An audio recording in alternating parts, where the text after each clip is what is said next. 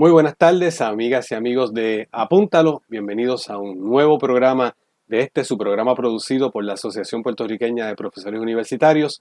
Les habla el profesor José Raúl Rivera Caballero de la Universidad de Puerto Rico en Carolina, el Departamento de Humanidades. Gracias nuevamente por su sintonía. En el día de hoy tenemos un programa muy especial, muy importante.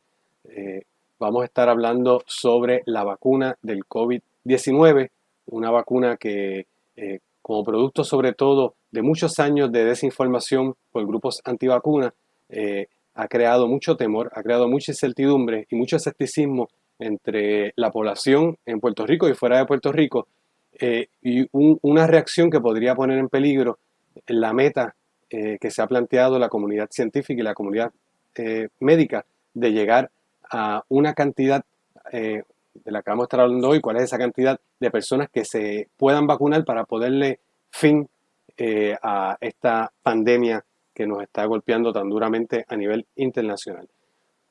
Para hablar de este tema, tengo el inmenso placer de tener nuevamente en el programa a dos muy distinguidos invitados, al compañero profesor Edwin Vázquez de Jesús, que es biólogo y es director del Departamento de Biología en la Universidad de Puerto Rico en Calley. Edwin, bienvenido nuevamente a Apúntalo.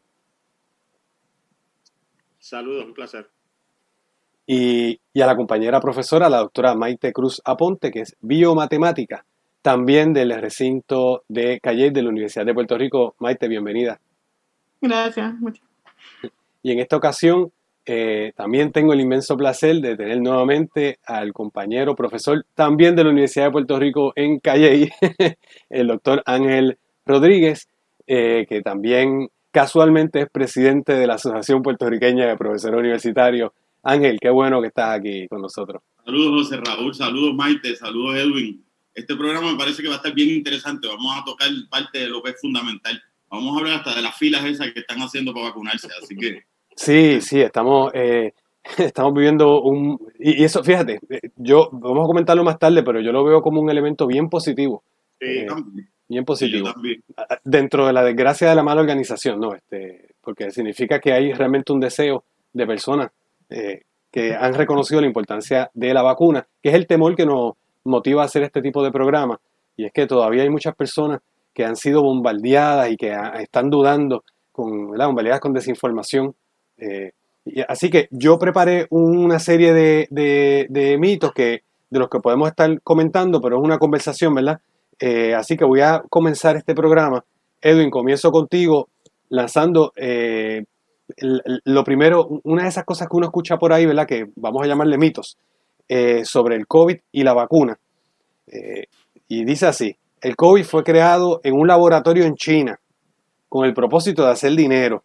Y eso es lo que explica que esta vacuna haya salido tan rápidamente, que eso es inusual, eso es imposible, porque las vacunas todo el mundo sabe que tardan 5, 10 o 15 años en producirse y esta se produjo en menos de un año, así que eso es esa es la prueba de la conspiración.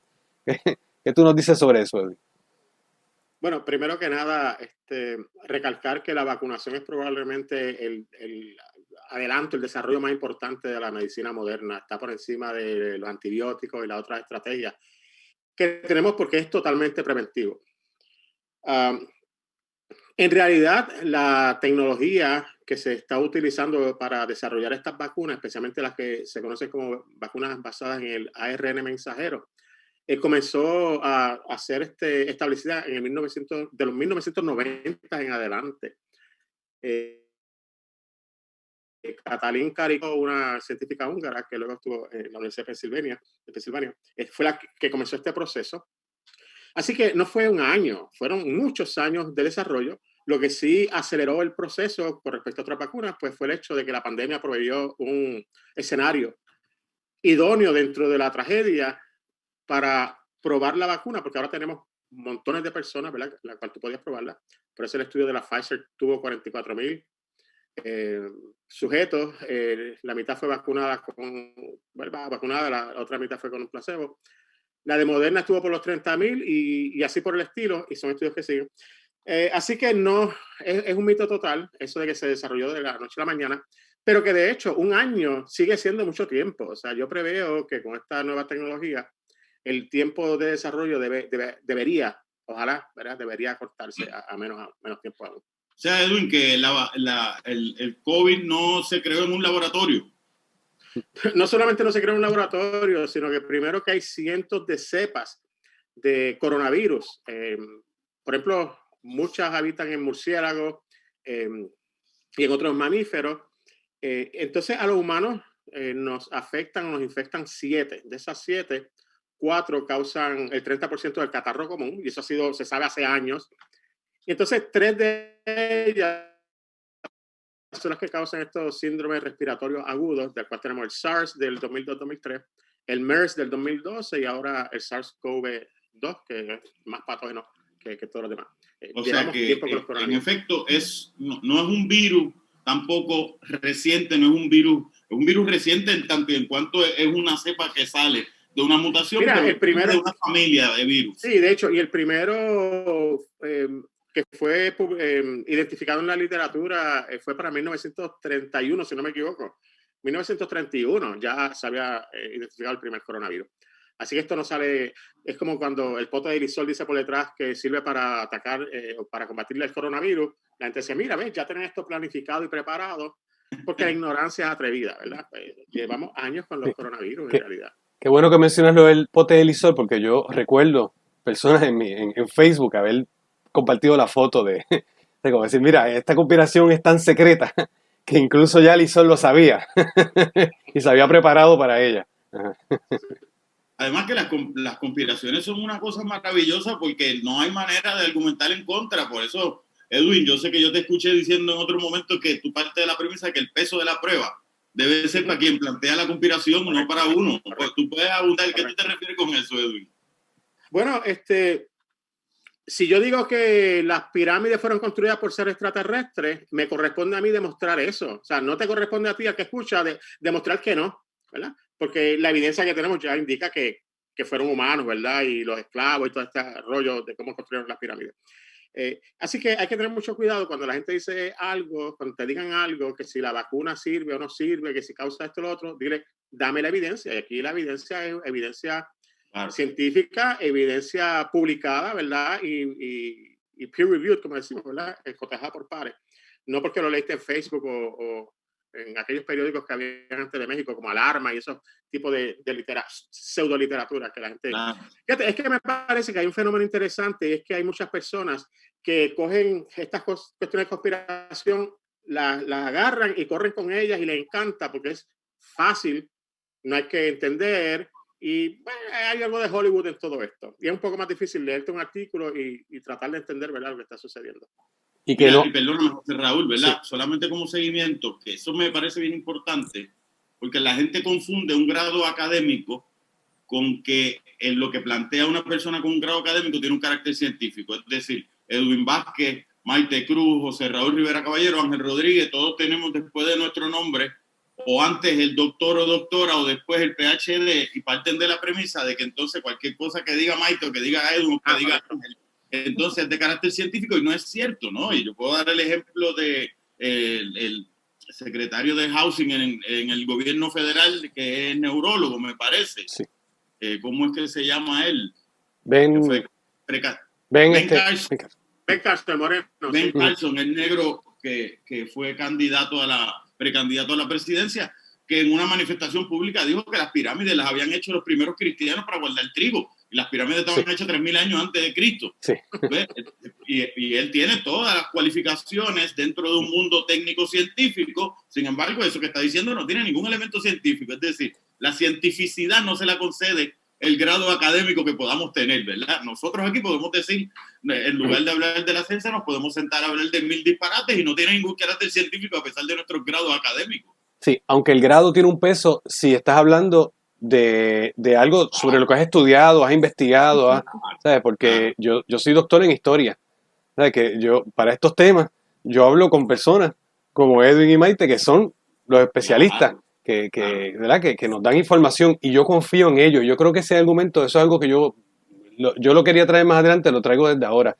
En la era de la desinformación, Edwin lo llamaba en el programa que grabamos en agosto pasado, la universidad de Facebook.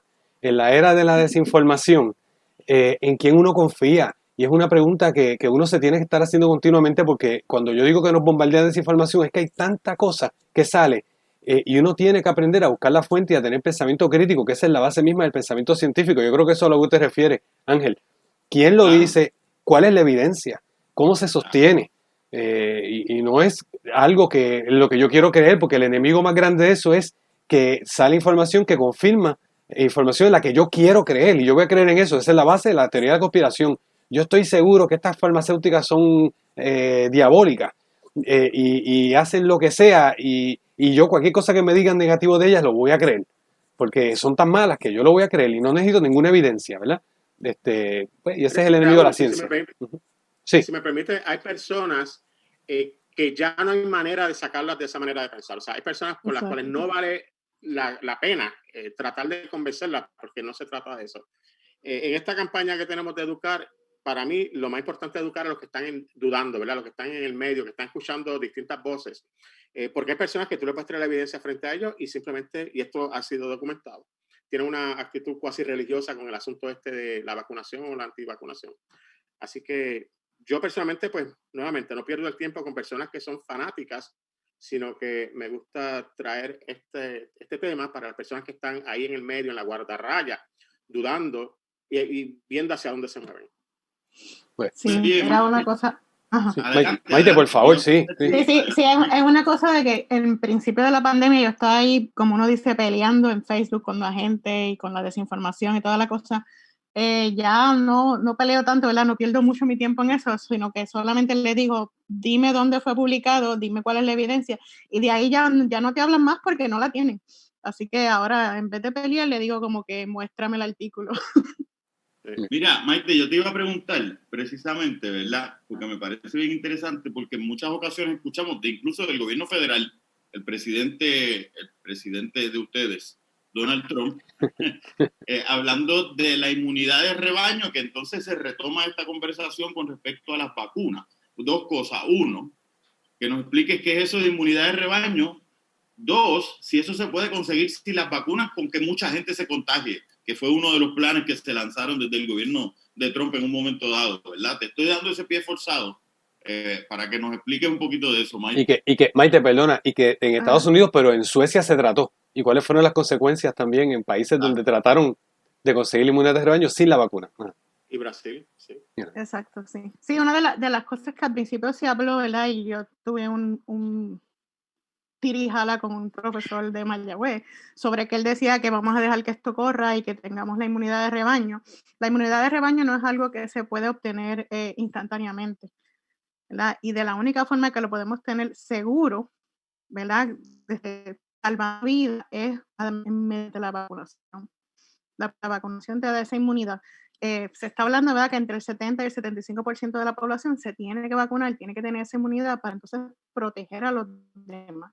No todo el mundo se puede vacunar. Hay gente que tiene sistema inmune comprometido, hay gente que tiene reacciones alérgicas adversas, ¿verdad?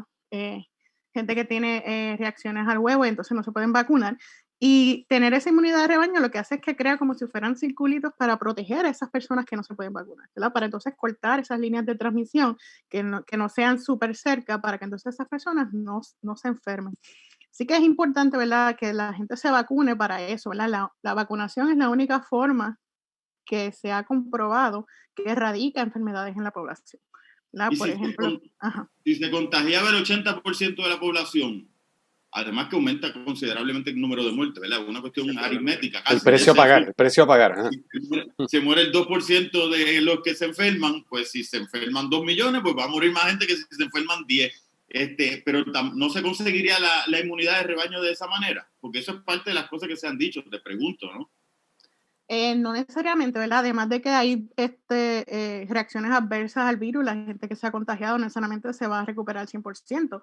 Tampoco sabemos si esa inmunidad es permanente o si esa inmunidad te va a durar 1 año o 3 meses, ¿verdad? Así que es importante, ¿verdad?, seguir estudiando el virus, pues saber si, por ejemplo, tenemos que vacunarnos anualmente, como hacemos con la de influenza. Así que no necesariamente vamos a llegar a esa inmunidad de rebaño, ¿verdad? Tampoco toda la gente se enferma a la misma vez, ¿verdad? Hay gente que está haciendo cuarentena real, ¿verdad? Y no está viendo a nadie más.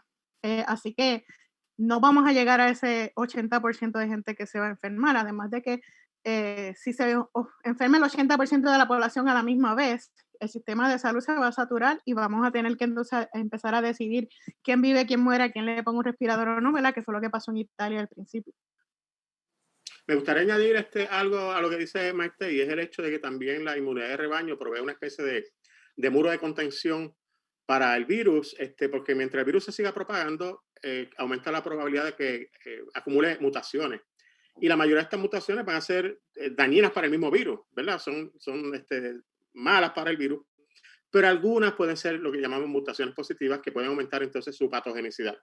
Así que mientras tú le dejas al virus moverse libremente por una comunidad, en lo que se obtiene la inmunidad de rebaño natural, que va a tardar mucho tiempo a un costo terrible, un costo humano terrible, propende entonces a la generación de estas cepas que podrían ser muchas más patógenas. Así que la vacunación es una manera rápida, ¿verdad?, de lograr eso que Maite está diciendo. Cuando tú dices patogenicidad, que son más patógenas, Edward, quiere decir que la probabilidad de enfermarse es mayor. No, nada más aclarar, tiene que ver con eso, pero quiere decir el grado de la severidad de los efectos que tiene en la persona, ¿verdad? Porque todo el mundo se puede enfermar y si es un catarro leve, pues eso no conlleva mayores, no llega, ¿verdad?, a mayores problemas. Pero si el virus ahora mismo causa en la mayoría de las personas, tiene unos efectos que no son tan terribles en la mayoría de las personas, porque ese es el caso en realidad, de pronto podría ser que tú tienes ahora que el 30% de las personas sufren de daños severos pulmonares, por ejemplo. O sea, a eso es lo que me refiero con la patogenicidad, el grado, la severidad de la enfermedad que pueda causar. Qué bueno que mencionas eso, porque una de las ideas que andan corriendo por ahí, y está bien vinculado a lo que tú estás diciendo ahora mismo, es que esto es un catarrito bien leve, y que la parte de la conspiración es mentir sobre la gente que está muriendo, o que la mayoría de la gente está segura que esto hay una población en riesgo, que eso hay que protegerlo, pero que los demás, de hecho, estaba este grupo de Médicos por la Verdad, eso era uno de sus argumentos. Decía, sí, guarden a los viejos, escóndanlos del virus, y los jóvenes vamos a alcanzar la inmunidad de rebaño porque nosotros no corremos ningún peligro y la gente es saludable. ¿Eso es así? Eso me suena a mí a eugenesia, o sea, a tomar decisiones sobre la vida de otras personas y tratar de dirigir, ¿verdad?, el destino de lo que está pasando con esta pandemia. Y no necesariamente así tampoco, porque sabemos que muchos jóvenes se están enfermando también, quizás no con la incidencia, ¿verdad?, que personas mayores. Así que hay que tener mucho cuidado y acuérdate que ahora mismo han aparecido cepas adicionales. Una de ellas, pues, probablemente está infectando más a los niños. No estamos claros todavía, pero existe esa posibilidad también. O sea, que esto es más fuerte que un catarrito. Esto es mucho más sí, no, esto es mucho más fuerte que un catarrito. Esto es, bueno, el nombre dice, es Severe Acute Respiratory Syndrome, síndrome respiratorio severo y agudo. Bien, así que esto involucra a los pulmones, al sistema respiratorio de una manera terrible, a diferencia de un simple catarro. Para el catarro tenemos los otros 4 coronavirus que son causantes del 30% de los catarros, pero tenemos entonces ahora que es parte de la trilogía de los coronavirus, ¿verdad?, que son potencialmente letales. Mira, y le pregunto a Maite, pero Edwin también, ¿verdad? Parte de las cosas que vemos es la desconfianza en lo que la gente le llama el Big Pharma, las grandes farmacéuticas, y yo puedo entender, son corporaciones transnacionales multibillonarias, ¿verdad? ¿Podemos confiar en la preparación de una vacuna creada desde compañías como Pfizer y Moderna? Le pregunto a Maite para que Edwin luego intervenga también.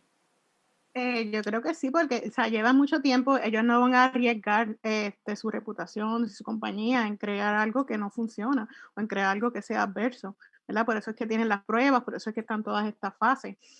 Así que sí, yo confío mucho en eso, en la vacunación y en las cosas que se han hecho hasta ahora. Yo me voy a vacunar cuando ya me toque mi turno. Tan pronto pueda, ¿verdad? Sí. Edwin.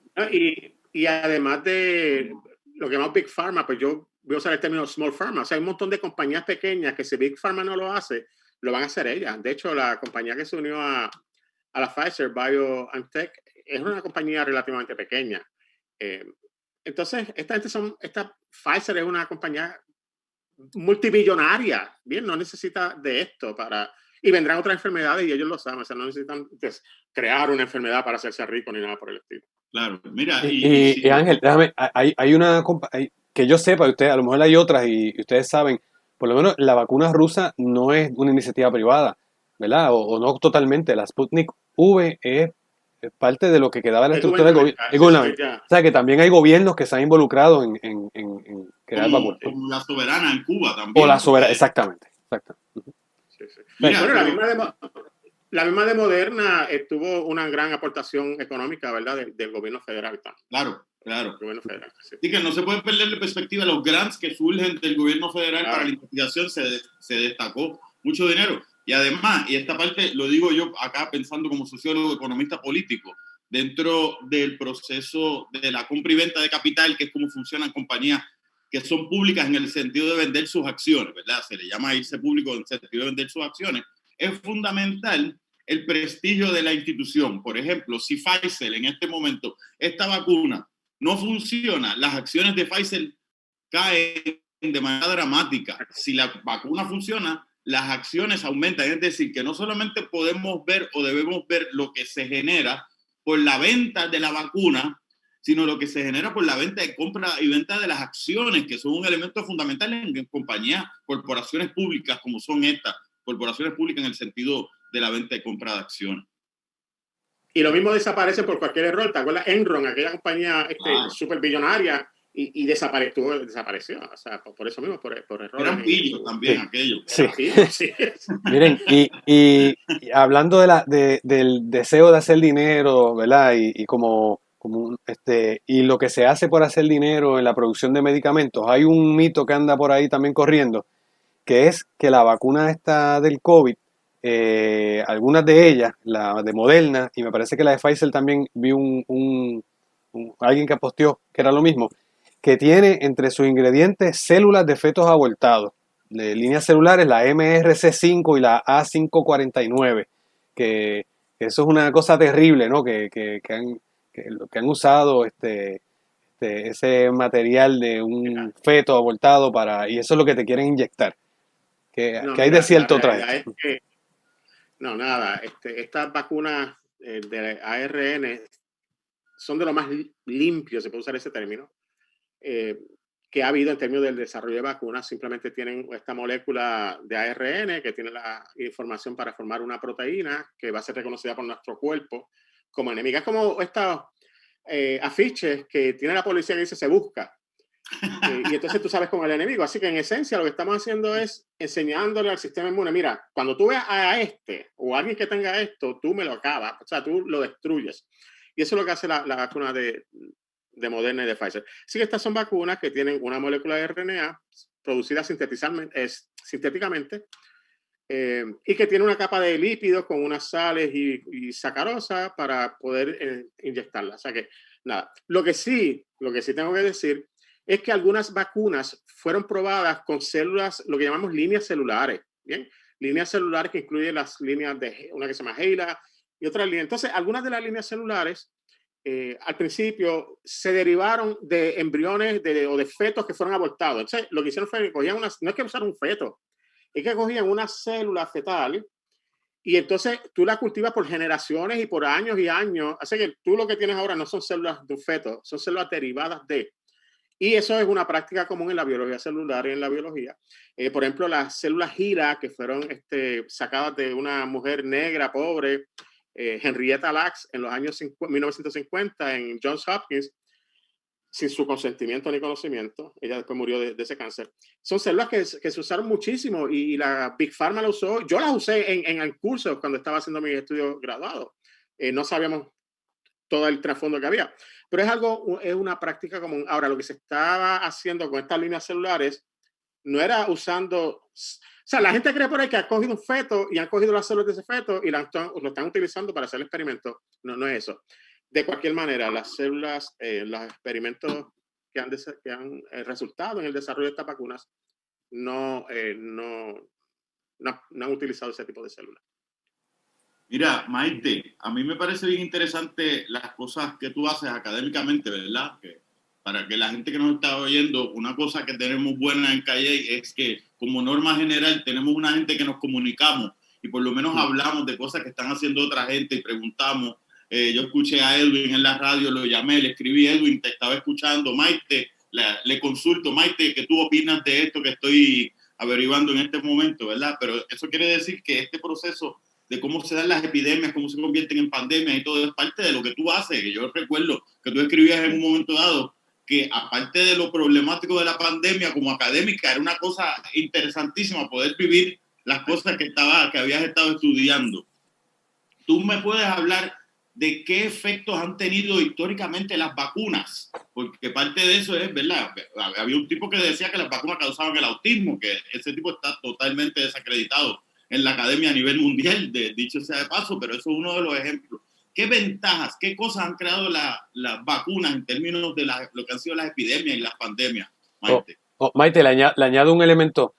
Las vacunas versus la higiene y la nutrición, porque lo que dicen las vacunas no se comenzaron a usar a la vez que la gente empezó a lavarse las manos y a comer mejor, y las enfermedades retrocedieron por eso y no por las vacunas. O sea, ¿qué efecto? Las vacunas han sido importantes, ¿verdad? Sí, ha sido muy importante, ¿verdad? Una de las cosas que yo estudio, ¿verdad?, es cómo se propagan las enfermedades en ciudades, a nivel regional o globalmente, ¿verdad? Y cómo las podemos controlar, ¿verdad?, con métodos de mitigación no farmacológica y farmacológica, ¿verdad?, como son las vacunas y los medicamentos. Una de las cosas que hace, por ejemplo, el distanciamiento social es que limita, ¿verdad?, esa propagación del virus y podemos entonces desacelerar cómo entonces se va propagando en la población, ¿verdad? Pero entonces por ejemplo, el distanciamiento social es algo que tenemos que tener prolongado para poder entonces controlar. Una vez la gente salga, si no tenemos vacunación, si no tenemos métodos alternos, entonces va otra vez a crecer exponencialmente esa propagación. La vacunación entonces lo que hace es que crea esa inmunidad en las personas y sigue poquito a poco desacelerando, ¿verdad?, esa propagación, ¿verdad? Pero entonces la vacunación no es algo inmediato. Yo me vacuno hoy, no necesariamente voy a tener inmunidad hoy, ¿ves? El cuerpo tiene que crear esa inmunidad, ¿verdad? Por ejemplo, en esta vacuna del COVID necesitamos esas 2 dosis. Todavía no sabemos si, por ejemplo, tenemos que tomar 2 dosis más el próximo año, no sabemos si esa inmunidad va a ser permanente, ¿verdad? Muchas de las vacunas que nosotros tenemos desde niños tenemos que reforzarlas cada 10 años. Así que Refuerzo, le decían, tiene que ir para el refuerzo. Le decían a uno cuando era Sí. chiquito, tiene Mira, que volver para el refuerzo. Maite, voy a interrumpir un momento para despedirnos de nuestros radioescuchas aquí por Radio Universidad. Este programa nosotros lo estamos grabando y es un programa que tiene video y lo estamos subiendo a nuestra plataforma, nuestro canal en YouTube, en la plataforma YouTube, bajo programa Apúntalo. Así que nos despedimos de la reaudiencia, pero continuamos esta conversación. Este programa le vamos a dar conclusión y si quieren ver la conclusión, pues vayan a YouTube, programa Apúntalo, para que nos vean. Más o menos a partir del minuto 28-29 pueden seguir la conversación que sigue aquí. Así que gracias por su audiencia. Me despido para efectos de la radio de nuestros invitados, Edwin, Maite, Ángel, muchas gracias. A los que no se puedan conectar será hasta el próximo programa y a los que sí, pues vayan inmediatamente ahora a YouTube para que nos sigan escuchando. Maite, perdona, continúa por favor.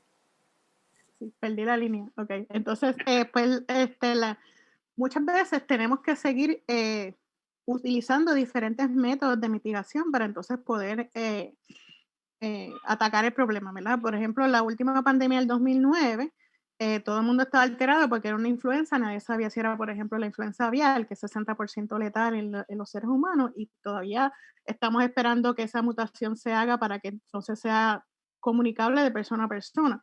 Así que una de las cosas que se esperaba era que tener esa vacuna lista, y por ejemplo, si esa vacuna hubiese estado lista en el verano, antes que abrieran las escuelas, se podía haber acabado la epidemia. Pero esa vacuna estuvo lista en diciembre cuando ya la epidemia estaba ya terminando.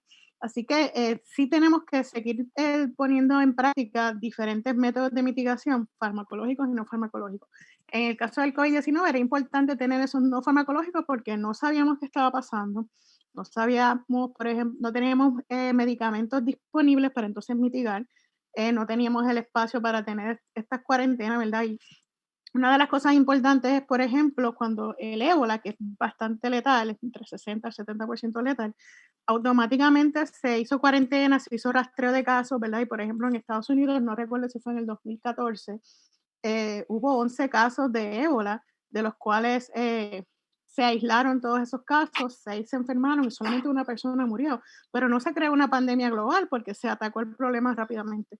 La que no fue lo que pasó aquí con el COVID-19, que entonces empezó a surgir en todas partes al mismo tiempo, y entonces pues necesitábamos, ¿verdad?, poner en práctica cosas que ya sabíamos que funcionaban.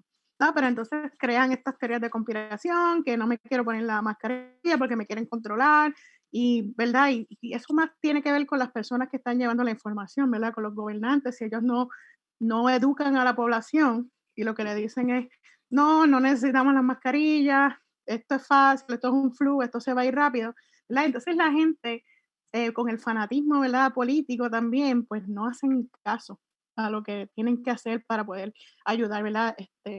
La salvación individual es lo que ayuda a la colectiva, ¿verdad? Entonces, si yo no me cuido, voy a enfermar a mi familia, voy a enfermar a la comunidad, y entonces, pues la gente a veces no tiene eso bien claro. Sí, adelante, Edwin, adelante. No, es que lo que Maite dice es sumamente importante e interesante, y entonces me hace recordar el hecho, primero señalarle a los conspiracionistas, como se diga, que se preparen porque vienen otras pandemias. Ahora mismo hay una cepa de influenza A, sabes que la que tuvimos que citó Maite fue la H1N1, que fue similar a la del 1918. Pero hay una que es la H5N1, hay otra que es la H7N9, con un potencial de muerte mucho mayor. Me parece que la H5N1 está por el 60%. Es una enfermedad, es una influenza aviar, como decía Maite, que si tú manejas gallinas y crías pollos, este tipo de aves, ¿verdad?, puedes enfermarte y puedes morir. Pero no ha dado el cambio de humano a humano y podría darlo en cualquier momento. Así que por eso es importante. De hecho, para el 2014, Obama, a partir del ébola, creó una especie de comisión, ¿verdad?, para estar pendiente a las pandemias, y tan pronto llegó Trump a la presidencia, la desmanteló por completo, y mira lo que le sucedió. Así que otras pandemias vendrán.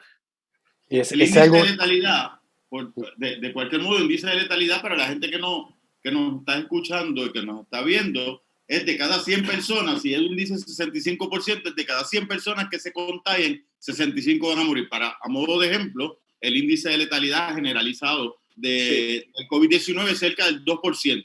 Hay unas variaciones en unos países más, unos países menos, pero cerca del 2%. Y sería sin tratamiento. O sea, cuando yo digo 65%, pues personas que no han recibido ningún tipo de tratamiento. Sí. Exactamente.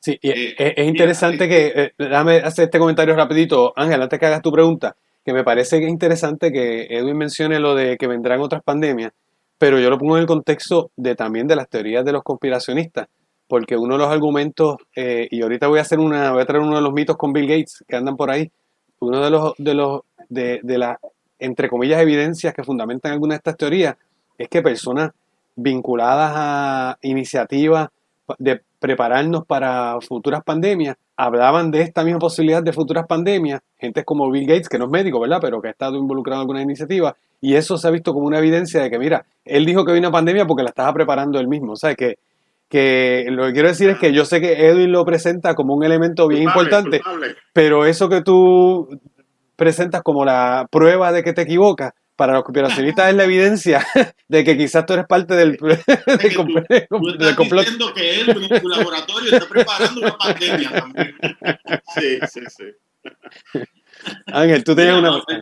Raúl, tú ibas a preguntar algo de eso de Bill Gates, sigue por ahí para abajo con lo del microchip. Mira, a mí ese es de los mitos que menos a mí me... pero por ahí está dando vuelta. Dicen, y está bien elaborado, yo tengo aquí unos elementos de lo que he visto por internet. Bill Gates tiene el proyecto Alianza ID 2020, ID de identificar, y que a través de eso, él mencionó un momento dado que a través de una inyección o vacuna se le podía poner una especie de sensor biológico bajo la piel, como un tatuaje que podía identificar a las personas que se habían vacunado. Y entonces esto se ha transformado en esta versión conspiracionista, que a través de la compañía de Bill Gates se ha creado un microchip que se va a poner a través con la vacuna del COVID. Y entonces, ¿para qué? Bueno, pues hay diferentes versiones. Si es para saber dónde tú estás en cada momento, una versión mucho más elaborada del iPhone, o o si es para controlarte, porque está el control de la población también. Así que esta vacuna, ¿verdad? Tiene un microchip. Arranquen los dos por ahí para abajo. Mira, todo el mundo tiene un celular con GPS, o sea, no hace falta eso. Lo que sí es que eso del chip tiene un componente religioso grande, apocalíptico, porque hay unos grupos que dicen que en el futuro, según la Biblia, va a ser marcado todo el mundo con la marca de la bestia. Porque yo he seguido esa discusión a través de las redes. Entonces ellos están diciendo, mira, esta es la marca de la bestia, este es el 666 que le van a poner a todo el mundo, ¿verdad? Algo electrónico. Y el pobre Bill Gates, que bastante que ha ayudado con su filantropía a la ciencia y países pobres, etcétera. Yo creo que surge de un talk, lo que se llama TED Talk, que él dio, me parece que fue para el 2014, donde él decía que venía una pandemia. Él creía que era influenza. Yo también creía que la próxima va a ser influenza. Y de ahí entonces lo ubican y lo parean con George Soros, que es un hombre bien rico, ¿verdad? Filántropo, de ascendencia judía. Así que hay una cuestión aquí de antisemitismo mezclado con religión y con todo el asunto, para darle cierta veracidad, pseudo veracidad, a estas prédicas de algunos grupos fanáticos. Así que están confabulando una cosa con la otra y maravilloso. Ve, ahora tenemos razón. Exacto. Entonces, en cuanto a las predicciones, de que si yo decía a mis estudiantes hace 15 años diciendo que viene una pandemia, mire, porque la ciencia es así, la ciencia permite hacer predicciones, ¿verdad? Uno dice, bueno, basado en la evidencia que yo he visto, pues probablemente viene una pandemia. Maite. Pues, sí, o sea, la gente que estudia pandemia sabían que iban a regresar, sabían que iban a volver a surgir. Cuando la pandemia de influenza del 2009, yo estaba en escuela graduada y estaba estudiando para mi examen de grado de biomatemática. Y yo me emocioné muchísimo. Yo decía, yo sé que la gente está muriendo, yo sé que la gente se está enfermando, pero yo nunca esperé ver con mis proporciones una pandemia y ya vamos por la segunda. Así que, pues, son cosas que uno sabe que van a pasar, son cosas que uno trata de alertar a la población, de las cosas que se pueden hacer, de las cosas que necesitamos hacer para entonces evitar estas cosas. Pero pues la gente con la desinformación, con el Facebook, con todas estas teorías de conspiración, pues no hacen caso, ¿verdad? Yo estaba bien molesta cada vez que hacían un lockdown o hacían una intervención que no era adecuada. Por ejemplo, cuando en junio dijeron, pues vamos a quitar el lockdown sin siquiera tener el sistema de rastreo arriba, ni tener otras formas de mitigar. Y yo sabía que esto iba a explotar, iba a seguir subiendo, ¿verdad? También tenemos, por ejemplo, Día de las Madres y todas estas cosas que la gente, o sea, ahora mismo en Navidad yo estoy aterradísima porque yo sé que esto va a subir en enero, en febrero, porque la gente va a salir, los supermercados, los centros comerciales están llenísimos, a pesar de que la gente usa mascarilla, pero a veces no las usan bien. Así que, pues, mientras no tengamos esta protección de la vacuna y este herd immunity, no podamos seguir viviendo con normalidad. Claro. Mira, es que eso me parece interesante porque en un momento dado yo parto de la premisa de que el proceso de la propaganda y de la histeria que se crea en el inicio de esta pandemia creó que se gastara capital político que hizo falta posteriormente. Es decir, cuando aquel secretario de salud, que no me acuerdo ni el nombre, yo sé que Edwin le dio una campaña bastante fuerte, y dijo, eso no va a llegar acá porque eso está en Asia, que era un disparate. Sin embargo, era un elemento en una coyuntura específica que tenía un elemento. De donde nos llegan los casos a nosotros, es Asia a través de Estados Unidos. Entonces, cuando nosotros hicimos el lockdown absoluto, estamos 3 semanas, un mes en un lockdown absoluto, en realidad cerramos cuando lo que tenemos es un caso. Eso gasta el capital político, y cuando la APU, por ejemplo, que yo lo consulté con Maite, de la propuesta de pedir un lockdown hace 2-3 semanas atrás para controlar el contagio, pues ya el gobierno no tiene capital político para hacerlo porque lo gastó de manera innecesaria en otro momento dado, ¿verdad? Edwin, te ibas a decir algo, discúlpame. Sí, no, quería, dentro de que no se nos pase el hecho de que la seguridad o cuán safe o segura es la vacuna o las vacunas que se están usando ahora mismo. Mira, ya estaba leyendo esta mañana que han llegado a 1 millón de vacunados y ha habido 6 casos de personas que han sufrido alergia o algo que se llama anafilaxis. 6 casos y algunos de estos una buena muestra, Edwin. Eso es una buena muestra, 1 millón. Sí, y algunos de esos, de estos casos, pues hay que cotejarlos porque probablemente no estén directamente relacionados con la vacuna. Y fíjate que tú ves anuncios de pastillas en el televisor y están 10 segundos diciendo las bondades y 20 segundos todo lo terrible que te puede pasar. Y entonces algunas de estas personas que predican estas teorías de conspiración van al médico, les da una receta y nunca le preguntan cuáles son los efectos secundarios. Y eso no lo cuestionan. Pero Edwin, Hay hipocresía en eso. Los efectos secundarios de los medicamentos que le dicen OTC, los over the counter, la misma Panadol. ¿Cuántas personas no mueren en los Estados Unidos? ¿Verdad? Que están las estadísticas por los efectos secundarios de medicamentos over the counter por el uso correcto o incorrecto, ¿no? O sea, que hay efectos, pero eso no es parte de la teoría de conspiración, como tú decías. Yo quiero insistir en eso que estamos trayendo de lo segura o no que es la vacuna. Otro elemento, otro argumento que yo he escuchado es decir, mira, como esto se ha hecho tan aceleradamente, se sabe la consecuencia que va a tener la vacuna en 2-3 semanas después de que se inyecta, pero no se sabe las consecuencias a largo plazo. Y a largo plazo, y como esto modifica genéticamente a las personas, que ese es el otro mito, lo estoy mezclando los dos, las consecuencias en tu ADN o las consecuencias para la salud, no lo podemos saber. No hay nadie que lo sepa. Por lo tanto, hay un peligro inminente en vacunarse. ¿Cómo ustedes responden a eso? Maite. Yo creo que Edwin puede hablar un poquito más de eso sobre la biología de lo que es la vacuna, ¿verdad?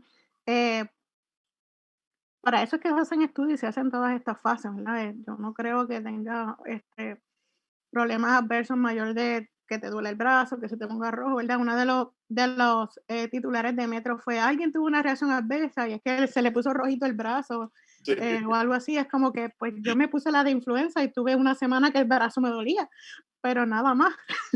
Así que, pues, hay que ver también de dónde viene, ¿verdad? Y esos titulares amarillistas que siempre ponen por ahí. Sí. Mira, y sobre efecto a largo plazo, pues se seguirá estudiando el efecto de la vacuna a largo plazo. Eso se seguirá estudiando. Los componentes de la vacuna nos permiten a nosotros predecir que no va a haber efectos grandes ni nada, ni pequeños. O sea, no son sustancias dañinas, son cosas comunes, así que no debe haberlo. Pero nada, miren, el proceso para desarrollar una vacuna es sumamente riguroso. Hay varias fases, ¿verdad?, de pruebas. En el caso de la Pfizer, pues el estudio inicial tenía 44,000 personas. O sea, la gente dice, no, que yo hasta que una persona no se la ponga, yo no veo lo que le pasa, no me la pongo. Pues mire, no se la ponga, porque si usted no cree ya que con 44,000 personas que participaron en el estudio, basta, pues está en problema. Así que esa parte, yo lo que sí les puedo decir es que sabemos cuáles son los efectos a corto plazo del COVID, ¿verdad? Y es la posibilidad de la muerte. Y como decía Maite ahorita, personas que se recuperan, ahora sí hay estudios que se están haciendo, de que probablemente tengan muchas personas efectos a largo plazo severos, efectos de daños en el sistema respiratorio y otros. Yo conozco personas que sufrieron hace meses del COVID y todavía no han recuperado el sabor ni el olor. Y esos son efectos serios. En cuanto a la alteración de, por ejemplo, el DNA, gente que dice que esto altera el DNA, pues es agotador tratar de explicar algo que para nosotros es obvio, ¿verdad? Y entonces uno no encuentra ni cómo atacar esto. Es un disparate, ¿ves? Es un disparate, no hay manera. Si usted cogiera a las personas que hacen este argumento, un curso de biología básica, sabría que no hay forma de que eso suceda. Sí. Es lo que quiero decir que no se vale la pena explicarle a una persona que está completamente convencida de que esto le daña el DNA, pues uno no encuentra por dónde agarrar esto, porque yo podría sentarme y tratar de explicarle, mire, esto no va a ser. Por eso yo digo que a mí me gusta predicarle este asunto de la vacuna a los que están dudando, ¿verdad? Sí, que si alguien está dudando de si esto puede tener efecto sobre el ADN, no tiene absolutamente ningún efecto. Lo que sí puede tener efecto en el ADN son los agentes mutagénicos, carcinógenos, que pueden alterar el DNA, pero nada con esta molécula de RNA, que es una cosa maravillosa. Es un mensaje de texto que se le envía como un tweet, ¿verdad? Un mensaje de texto que se le envía a la célula y le dice, mira, fabrícame esta proteína, despliégala, sácala afuera y enséñale al sistema inmune cómo es el enemigo. Prepárate por lo que viene. Sí, mucha gente yo convencí para que se vacunaran porque tenían dudas diciéndole el virus no está en la vacuna. ¿Verdad? Y con eso ya ellos dijeron, ok, está bien, me la voy a poner. ¿Verdad? Y otra de las cosas también es que, por ejemplo, al principio teníamos entre 46 a 49, no recuerdo el número, de vacunas que se estaban desarrollando y ahora solamente quedan 6. ¿Verdad? Así que tampoco es que cualquiera que quiera hacer una vacuna se le va a dar el go. Claro. De más de 100 y pico que originalmente. Mire, y también quiero hacer un comentario vinculándolo a algo que mencionamos de las filas que estamos viendo en el Pedrín Zorrilla en estos días. Que esas personas que posiblemente dijeron, yo voy a ver la reacción de los demás para ver cómo yo voy a reaccionar, ¿verdad? Claro, refiriéndose a los efectos, si algunos, secundarios, creen o parten de la premisa errónea que yo me vacuno cuando yo quiera. Y ahora mismo la crisis va a ser asegurarnos que haya suficientes vacunas para todos, para todas y sobre todo los más pobres y los países más pobres. Esa va a ser la lucha. Y en un par de meses yo apuesto a que eso va a tener un impacto en la opinión pública bien grande. Y los primeros síntomas de eso los estamos viendo en esas filas. La gente que no son médicos, que están yendo a hacer fila, a colarse para vacunarse porque ya tienen confianza en que esa es la manera más rápida de proteger sus vidas, la más eficiente en este momento. Y yo creo que cuando estas personas dicen yo voy a esperar, cuando vean que en abril, mayo todavía no les llega el turno y que se comienza el conflicto de a dónde van las vacunas que se están produciendo y cuándo van a llegar acá y si somos una prioridad o no, su imagen de mundo va a cambiar completamente. Estoy seguro de eso. Y eso lo vinculo es contradictorio porque es personas que están agotadas de la... pero estaba diciendo que es contradictorio. ¿Me escuchan? Sí, adelante. Que es contradictorio porque hay personas que están hartas, estas personas están hartas de estar encerradas en su casa y salir con mascarilla. O sea, tenemos aquí la solución para acabar con esto, ¿verdad? Pero bueno. La mejor manera y la más rápida de bregar con esto es que nos vacunemos. Claro. Y eso podemos vincularlo entonces al último... Y adicional. Te escucho entrecortado, si puedes por favor repetir. Te congelaste un poquito aquí. ¿Me escuchan?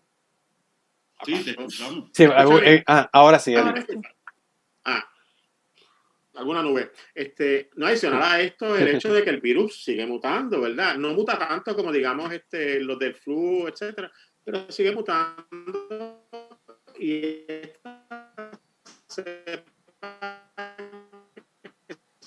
te oigo entrecortado aquí.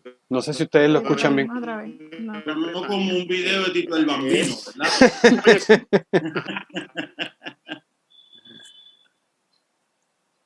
Dame un segundo. Por es que aquí sí yo lo... No, nada, me oye. Muy bien, muy bien. Sí. Probando, me fui. Sí. Que estás diciendo que yo a veces desaparezco. Que no fue Raúl. Sí. No, está aquí. Que tú dices que el virus está mutando y entonces tenemos que vacunarnos cuanto antes. Ojalá aceleren el proceso de producción de vacunas porque ahora mismo la cepa esta que surgió en Londres es 53%, se estima más infecciosa y ya está comprobado que la normal, no más patógena. Pero aparentemente se cree que la vacuna sí va a ser efectiva, pero no podemos seguir esperando a darle más tiempo al virus que siga acumulando mutaciones. Ya se han identificado unas 12,000 mutaciones acumuladas en estos virus. En el SARS-CoV-2 han sido catalogadas 12,000. La mayoría son mutaciones que no hacen daño, o sea, que no aumentan nada, son algunas silentes, ¿verdad? No tienen efecto, pero hay que prepararnos. Y yo tengo una última pregunta o planteamiento que me gustaría escuchar la reacción de ambos y de Ángel también como científico social, ¿verdad? Este argumento de que, pues, después de haber escuchado todo esto, realmente la vacunación sigue siendo una opción personal y cada cual debe decidir sobre si se vacuna o no, porque esto es un problema mío, es mi vida, es mi cuerpo, yo escojo y la vida y el cuerpo de mis hijos también. ¿Qué ustedes opinan sobre ese último planteamiento? Pues una de las cosas que estaba escribiendo en estos días, ¿verdad? Para hacer un video, es que la gente que es antivacuna son gente que ya están vacunadas. Y lo que no están haciendo es que no están vacunando a sus hijos, así que están poniendo en riesgo la vida de sus hijos. Así que, pues, la vacunación sigue siendo la única solución viable, ¿verdad? Y es segura que tenemos para esto. Sí. Edwin. Edwin. Miren, importante, tan pronto la vacuna está disponible, corra. Yo siento envidia en este momento de aquellos que ya se han vacunado. Estoy loco por que me vacunen, porque es, como decía, el adelanto más significativo en la medicina moderna. Y estas vacunas de ARN mensajero más aún, hasta el punto que si surgieran cepas nuevas, que es algo que he estado diciendo, ¿verdad? Cepas del virus más patógenas, esta tecnología permite rápidamente diseñar un RNA mensajero o ARN mensajero nuevo y adaptarnos al proceso sin pasar por todo el proceso de desarrollo de vacunas al cual estuvieron expuestas estas compañías. Vacunarse, prevención total, y vamos a abrazarnos algún día nuevamente. No podemos seguir así. Porque si seguimos así, nos coge la próxima pandemia con esta. Mira, José Raúl, a mí me parece bien importante.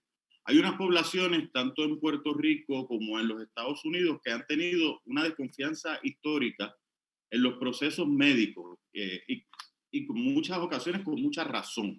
Cuando se experimentó con las mujeres puertorriqueñas con la primera píldora anticonceptiva, cuando se experimentó con poblaciones de negros y negras en Estados Unidos con enfermedades como el sífilis, que se le inyectó sífilis a poblaciones enteras, y eso crea una desconfianza histórica. Sin embargo, es bien importante que la gente pueda ver que todos esos procesos siempre se daban de manera escondida. Ninguno de esos procesos se daban en la palestra pública y la comunidad científica generalizada accediendo a ese tipo de cosas. Eso pudo haber pasado en otros siglos anteriores, pero esto que estamos hablando de manera reciente, el desarrollo de la ciencia moderna, de la medicina moderna fundamentada en la ciencia moderna, siempre han sido procesos que son escondidos. Este proceso de la vacuna que nosotros tenemos ahora no es un proceso escondido. Nosotros podemos ver, como Edwin estaba hablando, como estaba hablando Maite, desde cuándo se empieza a desarrollar la tecnología que crea esta vacuna, quién lo hizo, dónde trabaja, cuál es la investigación. Podemos buscar la información de cómo se hicieron las investigaciones, cuánto fue la muestra, cuál fue el efecto, ver los procesos estadísticos. Eso es importante para poder subsanar, que la gente entienda, para poder subsanar una desconfianza histórica muy válida, esa desconfianza histórica, pero que podamos ver la diferencia entre esto que está pasando ahora versus esas otras instancias que se dieron anteriormente. Ángel, si me permite sobre eso, es que yo tengo en mi computadora los informes de la FDA, Food and Drug Administration, sobre la vacuna Moderna y la de Pfizer, con todos los detalles, el porciento de que eran latinos, que eran negros, que participaron, la composición química de cada una de las vacunas. O sea, todos los datos están ahí abiertos al público. Es cuestión de leer. Que es una diferencia cualitativa a lo que pasa cuando uno evalúa históricamente qué pasó con experimentar la píldora anticonceptiva con las mujeres puertorriqueñas.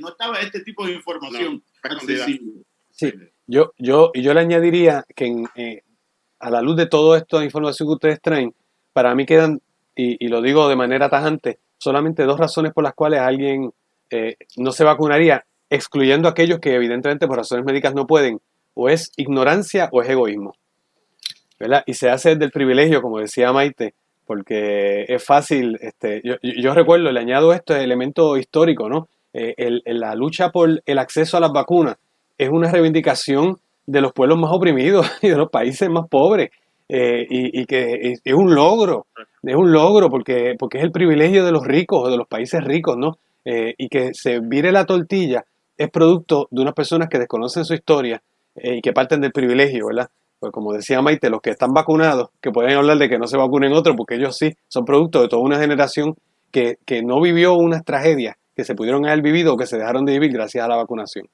No, y yo creo firmemente en el derecho que tiene cada cual sobre su cuerpo. Sin embargo, estos son elementos que no es solamente mi cuerpo con lo que estoy trabajando, sino el cuerpo del otro y el cuerpo de la otra también, porque yo no atender un asunto como vacunarme puede implicar que tiene efectos sobre el cuerpo de mi madre, sobre el cuerpo de mi hija, sobre el de mi abuelo, sobre el de mi abuela, y así por el estilo, ¿verdad? Que trasciende el discurso de la centralidad del cuerpo que tratamos de utilizar hablando en contra de las vacunas. Sí, porque es que afecta a otros. Esto es solidaridad. No, esto no es si yo me pongo el cinturón de seguridad o no del carro, porque el que sale disparado soy yo. Es si se lo pongo a mis hijos que no tienen la capacidad de decidir porque salen ellos disparados. O sea que aquí es mucho más allá de solamente que es mi cuerpo. Es como Sí, yo lo por veo. eso el término de inmunidad de rebaño es tan adecuado, ¿verdad? Porque en la medida que las personas individualmente digan yo no me voy a vacunar, pues no vamos a llegar a ese %, necesario para proteger a la población, para proteger al resto de la O población. sea, que ellos decidir que no tiene un efecto sobre nosotros y nosotras. Exacto, sobre la sociedad. Claro. Yo creo que esto es una excelente conclusión. Ya podemos ir cerrando. No sé si algo se nos quedó que ustedes quieran mencionar, que entiendan que sea necesario antes de concluir oficialmente. Algo, yo estoy bien satisfecho de la información que estamos trayendo. Estoy bien agradecido por el tiempo, por su generosidad del tiempo y de la información que han compartido. Yo creo que este programa ha traído información bien importante y que contribuye de manera honrosa a este esfuerzo. Aprovecho y le doy las gracias a Ángel como presidente de la APU, como portavoz de la APU, porque la APU ha dicho presente en este momento y ha asumido una responsabilidad social que es importante en este esfuerzo de educación para adelantar esta causa que es tan importante y recuperar eso que algunos llaman la normalidad, sea bueno sea malo, por lo menos poder abrazarnos otra vez todos. Y Ángel, dame una cervecita contigo y en algún momento dado también con Edwin y Maite allá bajo Calle y podemos compartir en otro ya en vivo, ¿no? Y olvidar estas pantallas que se han vuelto una normalidad. Vamos al cuñado.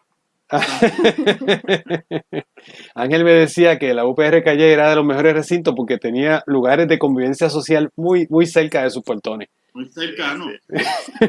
Es fundamental. Tomarse un café frente a la universidad, a ver. Sí, claro. Gracias nuevamente, Maite, gracias, Edwin, Ángel, a aquellos que llegaron hasta el final de este programa, ¿verdad? Que nos acompañan siempre y nos apoyan en esta iniciativa que es Apúntalo. Gracias nuevamente ¿verdad? Por su apoyo y será hasta el próximo programa. Bye. Hasta luego. Gracias. Nos vemos.